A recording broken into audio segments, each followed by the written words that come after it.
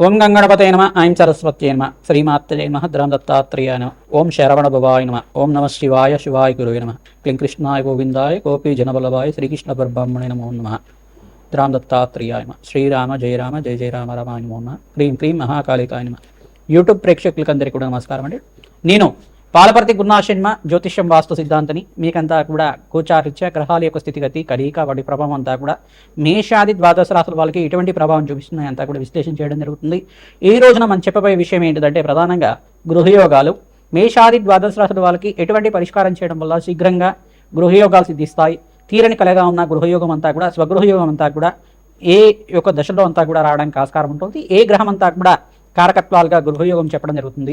లగ్నం తెలిసి ఉంటే కనుక లగ్నాన్ని చూసుకోండి, లేదు రాశి తెలిసి ఉంటే కనుక రాశిని చూసుకోండి. తద్వారా మీకంతా కూడా సంపూర్ణ విశ్లేషణకి మీకు పరిష్కారం దొరుకుతుంది. తద్వారా మీరంతా కూడా శీఘ్ర గృహయోగము, స్థిరాస్తి లభించడానికైనా కానీ, భూసంపద సిద్ధించడానికైనా కానీ ఈ గ్రహాలు మేషాది ద్వాదశ రాశుల మీద కొన్ని స్థానాలంతా కూడా కారకత్వంగా చెప్పడం జరుగుతుంది. ప్రధానంగా అంగారకుడు గృహయోగానికి కారణంగా చెప్పడం జరుగుతుంది. ప్రధానంగా భూసంపద సిద్ధించాలన్నా, స్థిరాస్తి లభించాలన్నా, భూసంపదమైన వ్యాపారాలు చేయాలన్నా, ప్రధానంగా గృహయోగం సిద్ధించాలన్నా జాతకరీత్యా మనకి చతుర్థ స్థానం కేంద్రంగా చెప్పడం జరుగుతుంది. మరియు దశమ స్థానము, నవమ స్థానం కేంద్రంగా చెప్పడం జరుగుతుంది. ప్రధానంగా దశమ స్థానం అంతా కూడా రాజయోగ కారణంగా చెప్పడం జరుగుతుంది. నవమ స్థానం అంతా కూడా పితృస్థానము, పూర్వ పుణ్యస్థానం అని చెప్పేసి చెప్తుంది. ప్రధానంగా పూర్వీకుల నుంచి వచ్చిన స్థిరాస్తి కానీ, పూర్వీకుల నుంచి తరతరాలకు వచ్చిన గృహయోగం కానీ అది ఇవన్నీ కూడా మీకు సంక్రమించడం కానీ జరుగుతూ ఉంటుంది. తద్వారా మీకు ఈ యొక్క గృహయోగానికి అంతా కూడా స్థిరాస్తి లభించడం కానీ, స్వగృహం కొనుక్కోవడం కానీ, అమ్మడం కానీ చేయడం కానీ ఈ యొక్క గ్రహకారకత్వాల మీకంతా కూడా ఈ యొక్క స్థిరాస్తి లభిస్తుంది మరియు గృహయోగం లభిస్తుంది అంతా కూడా సంపూర్ణంగా విశ్లేషణ చేసి మీకు పరిష్కారం చెప్పడం జరుగుతుంది. ప్రధానంగా చూసుకుంటే అంగారకుడంతా కూడా భూమిపుత్రుడిగా చెప్పడం జరుగుతుంది. మరియు భూమిపుత్రుడంతా కూడా ఈ భూమికి అధిష్టాన దేవతగా ఈ యొక్క పృథ్వీనంతా కూడా పరిపాలించే విధంగా ఉంటారు. ప్రధానంగా చూసుకుంటే ఈ యొక్క మహారాజు అధిపత్యం రావాలన్నా కానీ, ప్రధానంగా రాజ్యయోగం రావాలన్నా, విపరీత రాజయోగాలు రావాలన్నా గృహయోగం సిద్ధించాలి, స్థిరాస్తి లభించాలి, ప్రధానంగా భూసంపద ఎక్కువగా ఉండాలి. తద్వారా మీకంతా కూడా రాజ్యాధిపత్యం లభిస్తుందని చెప్పేసి విపరీత రాజయోగాలు సిద్ధిస్తాయి. అనంతమైన ఐశ్వర్య ప్రాప్తి కలుగుతుంది, ధనాదాయం పెరుగుతుంది, సంఘంలో గౌరవం పెరుగుతుంది. స్థిరాస్తిని బట్టే మీకంతా కూడా సంఘంలో గౌరవం పెరుగుతుంది అన్నమాట. ప్రధానంగా చూసుకుంటే ఈ స్థానాలు చతుర్థ స్థానము, నవమ స్థానము, దశమ స్థానం కేంద్రంగా చెప్తారు. ప్రధానంగా జ్యోతిష పరిభాషలో ఈ స్థానాలంతా కూడా కేంద్రంగా గృహయోగానికి, స్థిరాస్తికి కారణమవుతుంటాయి. ప్రధానంగా మాతృమూలకమైన స్థిరాస్తి కానీ, పితృమూలకమైన స్థిరాస్తి రావాలన్నా కానీ ఈ గ్రహాలంతా కూడా యొక్కరంగా ఉండాలి. బృహస్పతి, అంగారకుడు, శుక్రుడు యొక్కరంగా ఉండాలి. ప్రధానంగా శని భగవానుడు కూడా యొక్కరంగా ఉండాలి. తద్వారా మీకంతా కూడా విపరీత రాజయోగము, ఈ యొక్క గృహయోగ సిద్ధి కానీ, స్థిరాస్తి లభం కానీ రావడానికి ఆస్కారం ఉంటుంది. ప్రధానంగా చూసుకుంటే నవగ్రహాల ఆరాధన శ్రేష్టంగా చేసుకోవాలి. మేషాది ద్వాదశ రాశుల వల్ల మీరంతా కూడా నవగ్రహ ఆరాధన ప్రతినిత్యం కూడా ఆచరించుకోవడం వల్ల నవగ్రహ దేవాలయంలో ప్రధానంగా మీరంతా కూడా ప్రతిరోజు ప్రదక్షిణాలు చేయడం, 11 ప్రదక్షిణ కానీ, 24 ప్రదక్షిణాలు కానీ, 27 ప్రదక్షిణలు కానీ, ఆవునైతో దీపారాధన చేయడం నవగ్రహాల దగ్గర అంతా కూడా తరచుగా చేసుకుంటూ ఉంటే కనుక తీరని కలగా ఉన్న గృహయోగం, స్వగృహయోగం అంతా కూడా సిద్ధించడానికి ఆస్కారం ఉంటుంది. ప్రతినిత్యం కూడా వసుధాదేవి ఆరాధన చేసుకోవడం, ప్రధానంగా వసుధాదేవి ఆరాధన ఎవరైతే చేసుకుంటుంటారో ప్రతినిత్యం కూడా ఇక గృహయోగం కానీ, స్థిరాస్తి లభించడం కానీ, భూసంపద సిద్ధించడానికి కానీ, తీరని కలగా ఉన్న స్థిరాస్తి అంతా కూడా లభించడం కానీ జరుగుతూ ఉంటుంది. వసుధాదేవి ఆరాధన, వసుధాలక్ష్మి ఆరాధన అంటారు దీనంతా కూడా. ఈ యొక్క భూమాత ఆరాధన చేసుకోవడం వల్ల శ్రేష్టమైన ఫలితాలు పొందడానికి ఆస్కారం ఉంటుంది. భూవరాహస్వామి ఆరాధన చేసుకోవడం వల్ల అసలు భూవరాహస్వామి ఆరాధన ఏ రకంగా ఆచరించాలి? ఓం నమో భగవతే ధరణి ఉద్ధరణాయ భూవరాహాయ నమో నమః అనే నామంతో ప్రతినిత్యం కూడా ఈ నామాన్ని ప్రతినిత్యం కూడా జపాన్ని ఆచరించడం వల్ల శ్రేష్టమైన ఫలితాలు పొందుతారు. మీకు స్వగృహం లభించాలన్నా స్వగృహం లభిస్తుంది, భూసంపద సిద్ధించాలన్నా భూసంపద లభిస్తుంది, అనంతమైన ఐశ్వర్య ప్రాప్తి కలవాలన్నా ఐశ్వర్య ప్రాప్తి అంతా కూడా లభిస్తుంది. ప్రధానంగా ధార్మికమైన అర్చన, ప్రధానంగా ధర్మ అర్చన చేయడానికి ఆస్కారం ఉంటుంది. భూవరాహస్వామి ఆరాధన చేయడం వల్ల శీఘ్రంగా కోరిన కోరికలంతా కూడా ధర్మపదమైన కోరికలన్నీ కూడా తీరడానికి ఆస్కారం ఉంటుంది. భూవరాహస్వామి చరిత్రలో భాగంగా చూసుకుంటే ప్రధానంగా భూమినంతా కూడా ఉద్ధరించారని చెప్పేసి ప్రధానంగా సముద్రం నుంచి అంతా కూడా భూమాతనంతా కూడా ఈ యొక్క రాక్షస సంహారం చేసి ప్రధానంగా మీకంతా కూడా హిరణ్యాక్షుడు, హిరణ్యకశుడు కథ అంతా కూడా తెలిసే ఉంటుంది. ప్రధానంగా ఈ యొక్క హిరణ్యాక్షుడు యొక్క ప్రధానంగా చూసుకుంటే ప్రహ్లాదు వాళ్ళ పెద్దనాన్న అంతా కూడా చూసుకుంటే ఈ యొక్క రాక్షసుడంతా కూడా భూమినంతా కూడా సాగరంలో అంతా కూడా ఈ యొక్క ఒడ్డున అంతా కూడా దాచిపెట్టి ఉండడం వల్ల భూమి అంతా కూడా విలపిస్తూ ఉంటుందట. ఆ భూమాత దుఃఖాన్నంతా కూడా తీర్చడానికి సాక్షాత్ మహావిష్ణువు అంతా కూడా ఈ యొక్క బ్రహ్మ యొక్క నాసికం నుంచి అంతా కూడా అవతారంగా వచ్చారని చెప్పేసి మనకి ఇతిహాసంగా చెప్పడం జరుగుతుంది. నరసింహస్వామి అవతారం కన్నా ముందుగా వచ్చిన అవతారం అంతా కూడా చెప్పడం జరుగుతుంది. ఈ యొక్క యజ్ఞవరాహంగా చెప్పడం జరుగుతుంది మరియు భూవరాహంగా చెప్పడం జరుగుతుంది. ప్రధానంగా ఈ యొక్క యుగంలో అంతా కూడా చూసుకుంటే ఈ యొక్క భూవరాహస్వామి ఆరాధన చేయడం వల్ల ఎవరైతే భూవరాహస్వామి ఆరాధన ఈ యొక్క కల్పాన్నంతా కూడా ఈ యొక్క ఇతిహాసాన్ని అంతా కూడా మననం చేసుకుంటూ ఉంటారు. భూవరాహస్వామి భూమాని అంతా కూడా ఉద్ధరించారు, రాక్షస సంహారం చేశారు. తద్వారా భూమినంతా కూడా ఉద్ధరించి ప్రాణకోటినంతా కూడా రక్షించారు. మహావిష్ణువు ఆరాధనలో భాగంగా ఈ యొక్క చరిత్రనంతా కూడా ప్రతినిత్యం కూడా మననం చేసుకోవడం. ఓం నమో భగవతే ధరణి ఉద్ధరణాయ భూవరాహాయ నమోన్నమః నామాన్ని ప్రతినిత్యం కూడా జపాన్ని ఆచరించుకోవడం వల్ల శీఘ్రంగా గృహయోగం సిద్ధించడానికి కానీ, కార్యసిద్ధి కలగడం కానీ, తీరని కోరికగా ఉన్న స్థిరాస్తి లభించడం కానీ, భూసంపద సిద్ధించడం కానీ జరుగుతూ ఉంటుంది. ప్రతినిత్యం కూడా ఈ యొక్క భూవరాహస్వామి ఆరాధన చేసుకోవడం వల్ల ప్రధానంగా ఈ ఆరాధన అంతా కూడా ఎవరైతే చేస్తూ ఉంటారో భూమి లేని వాళ్ళకి భూసంపద సిద్ధిస్తుంది, ధనం లేని వాళ్ళకి ధనయాదాయం పెరగడానికి ఆస్కారం ఉంటుంది. మహాలక్ష్మీదేవి ఆరాధన చేసుకున్నా కానీ తీరని కలిగిగా ఉన్న స్థిరాస్తి లభించడం కానీ జరుగుతూ ఉంటుంది.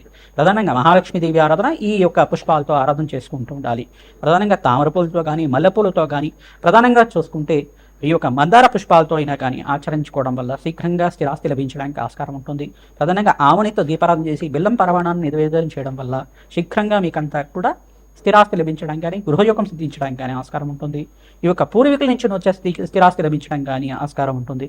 ప్రధానంగా మేషాది ద్వాదశ రాశుల వాళ్ళు నేను చెప్పే పరిష్కారం అంతా కూడా సంపూర్ణంగా ఆచరించండి. తద్వారా మీకంతా కూడా ఈ యొక్క గృహయోగము స్థిరాస్తి అంతా కూడా లభించడానికి ఆస్కారం ఉంటుంది.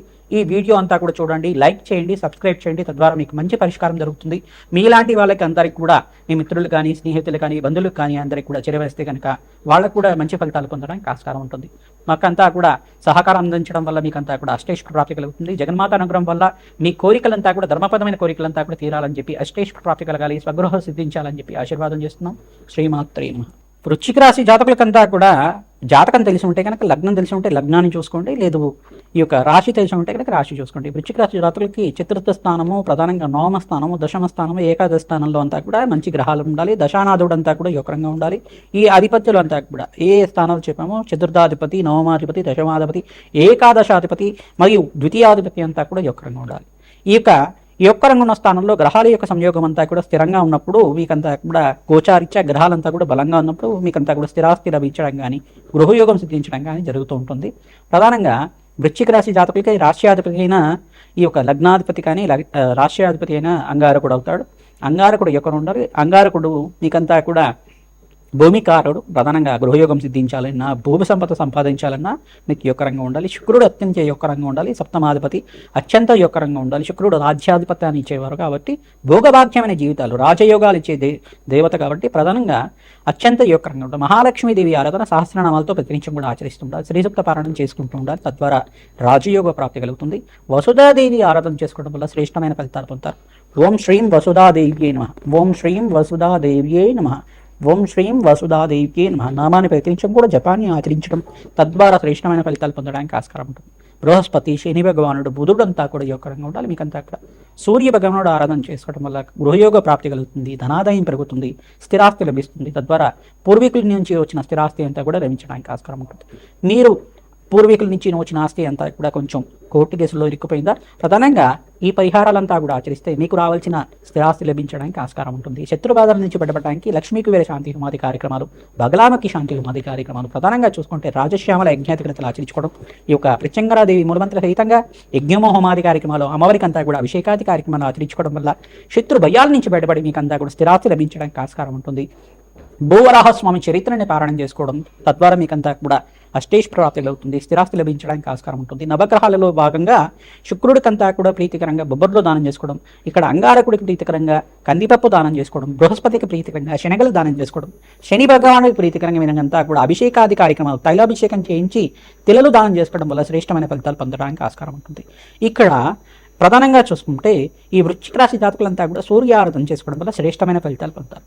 ఓం సూర్యాయ నమః, అర్కాయ నమః, మిత్రాయ నమః, భానవే నమః, పూషాయ నమః, మార్తాండాయ నమః, ప్రచండ తేజసే నమః, సర్వలోక పితామహాయ నమః, సవిత్ర సూర్యనారాయణ స్వామిని నమః నామాలతోటి ప్రతినిత్యం కూడా సూర్యనారాయణ స్వామికి నమస్కారాలు చేయడం, అర్ఘ్యప్రదానం చేయడం, ప్రధానంగా గూడాన్న ప్రీతమానసాయ నమః బెల్లం పరమాన్నాన్ని, ఆవుపాలతో చేసిన పరమాన్నాన్ని స్వామివారికి నివేదన చేయడం శ్రేష్టమైన ఫలితాలు పొందుతారు. గోధుమలు దానం చేసుకోవాలి, వస్త్రదానం చేయాలి బ్రాహ్మణత్వంకి.